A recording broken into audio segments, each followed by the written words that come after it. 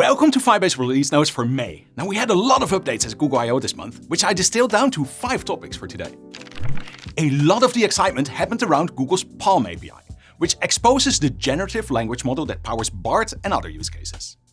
And we launched a set of Firebase extensions that allow you to access this API directly from within your app, simply by writing to Firestore and then listening for updates. In total, we launched over 20 new extensions, opening up all kinds of backend services to app developers. And if you have your own backend services that could benefit from this sort of attention, you can now build an extension for that too, then publish it to extensions.dev to make it available to millions of app developers who use Firebase.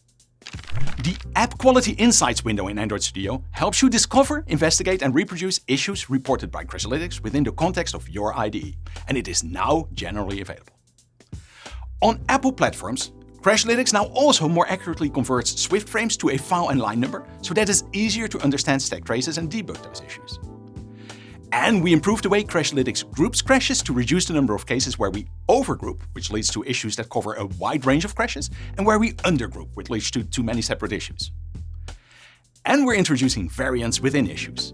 Each variant is a subgroup of the crashes in an issue that have the same failure point and a similar stack trace. AppCheck protects your Firebase cloud and custom backend resources from unauthorized access and abuse. And at I/O, we added support for AppCheck to Firebase authentication with Identity Platform. AppCheck is now also available in our SDKs for Unity and C++, which means that you can easily combat the most common forms of cheating in your games. We actually put this to good use ourselves in the I/O Flip Guard game, which uses AppCheck.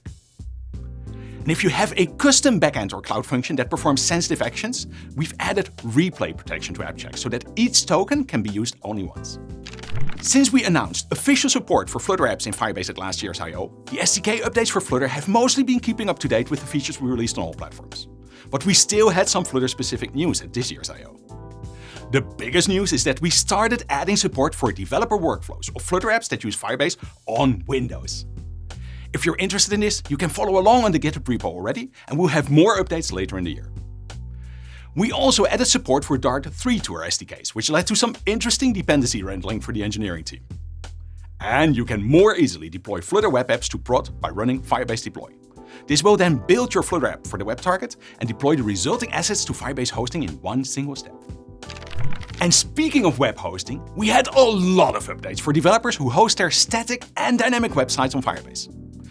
First up, the second generation of Cloud Functions is now generally available and ready for your production apps. This allows for bigger workloads at lower costs, as it can run multiple requests concurrently on a single instance. We added support for Python in Firebase 2, which means that you can write Cloud Functions in Python, and we're finalizing support for hosting Django and Flask websites. And speaking of new web frameworks, you can now also host SvelteKit and Astro apps on Firebase more easily. For all of these frameworks, you can build and deploy them by simply running Firebase deploy. And when deploying any of these new dynamic web frameworks, you can now pin to a specific version of the static and dynamic content. This makes deploys across hosting and functions atomic, so that a failure in either of them prevents changes to all of them from rolling out. And if you build your website starting from Cloud Run, you can now connect directly from Cloud Run to Firebase hosting in just a few clicks from the Google Cloud Console. Those were all the updates we have time for today. If you liked this video, be sure to give it a thumbs up and subscribe to the channel below. Now, my name is Frank van Puffelen, and I'll see you on a future episode of Firebase Release Notes.